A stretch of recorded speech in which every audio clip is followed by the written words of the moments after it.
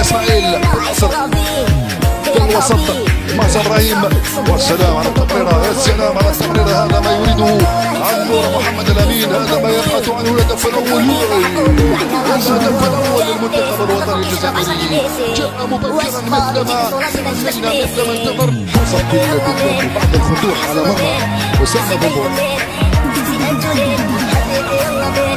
اسماعيل بن ناصر لي رميز، وصلت من هناك تغذية بطريقة ممتازة. يا سلام محمد الأمين، عمورة يصنع الخطورة، عمورة تسديدة، يا سلام يا سلام على دفة اللاعبين محمد الأمين. عمورة وقعت من هناك، ولكن فقعت من الدفاع. استرجع حجر حكام إبراهيم مازا صاحب المراوغات الجليلة، صاحب المهارة العالية إبراهيم.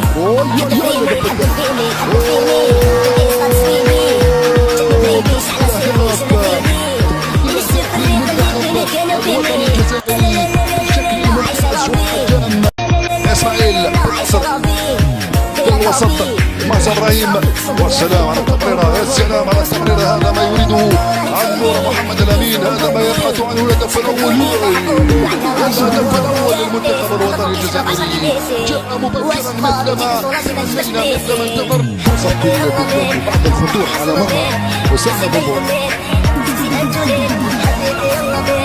اسماعيل بن ناصر لي رميز، وصلت من هناك تغذية بطريقة ممتازة. يا سلام محمد الأمين، عمورة يصنع الخطورة، عمورة تسديدة، يا سلام يا سلام على دفة اللاعبين محمد الأمين.